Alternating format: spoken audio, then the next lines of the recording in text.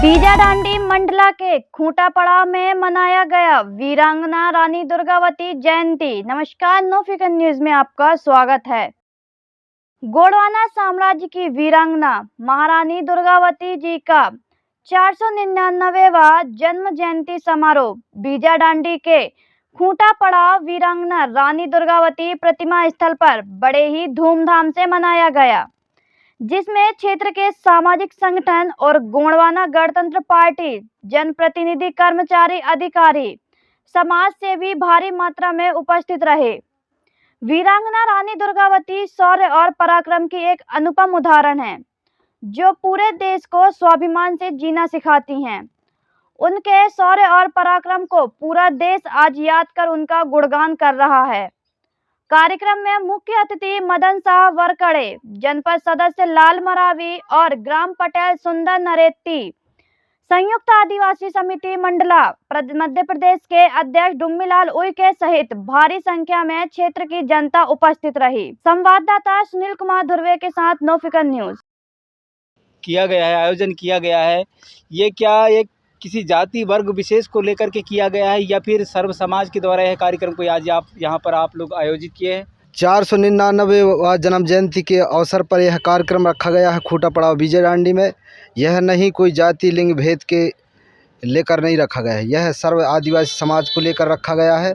लेकिन इस कार्यक्रम के उद्देश्य के पीछे इसका ये दर्शन है, जिस प्रकार वीरांगना रानी दुर्गावती अपने दुश्मनों से लड़ाई लड़कर कभी झुकी नहीं, इस प्रकार अगर उनके वंशज है, खून है, तो उसका जो है 2023 में ये समाज कभी झुकेगा नहीं, कभी रुकेगा नहीं। और जिन्होंने इस देश के अंदर रानी दुर्गावती के साथ में जो अन्य अत्याचार बलात्कार किया है 2023 में, देश के मूलवासी उसका बदला ले लेंगे। जय सेवा जय फड़ा पेन राज करेगा गोंडवाना। आप हैं जिला पंचायत सदस्य और इस आंदोलन को आप किस दृष्टि से देखते हैं? और आप हमेशा जो है 2023 के बाद जो है गोंडवाना गणतंत्र पार्टी हमेशा बैकफुट में जा रहा है और जो राष्ट्रीय स्तर के दल हैं वो हमेशा सत्ता पर काबिज रहते हैं, लेकिन ये ढकोसला पीटा जाता है कि गोंडवाना की सरकार बनाएंगे, गोंडवाना की सरकार बनाएंगे। मैं जानना चाहूँगा कि आप जिला पंचायत सदस्य हैं और गोंडवाना गणतंत्र पार्टी से जीत करके आप मंडला जिला पर पहुँची हुई हैं, तो हम चाहेंगे कि ये आने वाले समय में क्या आप यहाँ से कोई सदस्य विधानसभा भेज सकते हैं? ऐसा कुछ आशा और उम्मीद लगाए जा सकते हैं क्या आप?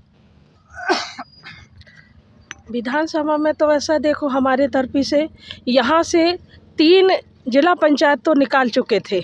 एक हो गया बीजाडांडी से गोंडवाना गणतंत्र पार्टी, और नारायणगंज से ललिता धुर्वे, और मरावी क्या नाम, देवेंद्र मरावी, उनका भी निकाल लिए थे, पर कुछ कारण से अब कुछ हुआ था, इसके कारण उसका नहीं हो पाया, जीत घोषित नहीं हुआ, पर वो वहाँ से निकाल चुके थे। तो कहने का मतलब ये है कि निवास क्षेत्र में हमारे यहाँ गोंडवाना जो गणतंत्र पार्टी ये तीनों ब्लॉक से जिला पंचायत जीत चुकी है, और कहा जाए तो निकालने का बिल्कुल परफेक्ट है इधर।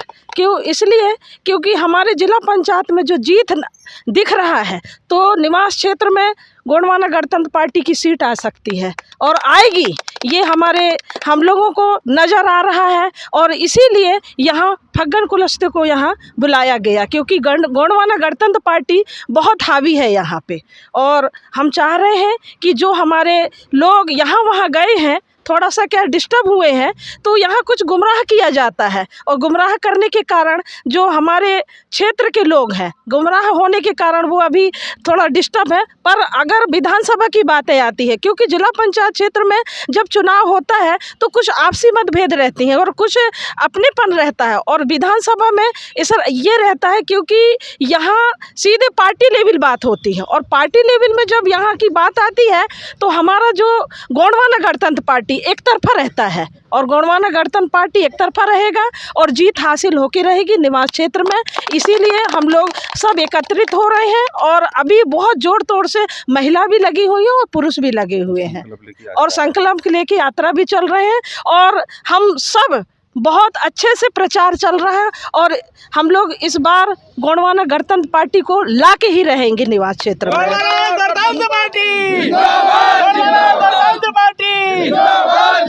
सरकार कौन बनाएगा? हम बनाएंगे।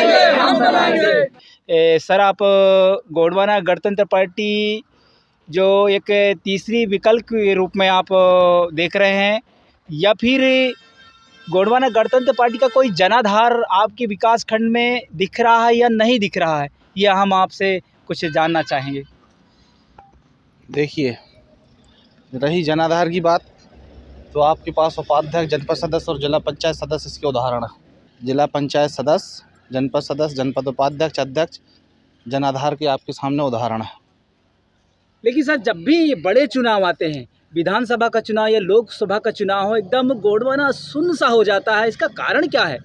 कुछ गतिविधियां गलत हो जाती हैं, उसको इस बार सुधारने का प्रयास करेगी पार्टी, ऐसा मेरा मानना है। और मदन भैया हमारे सक्रिय हैं और हमारे बीच के यदि अभी प्रत्याशी के नाम घोषित नहीं हुए हैं, जैसे ही प्रत्याशी के नाम घोषित होते हैं उसके बाद सक्रिय रूप से काम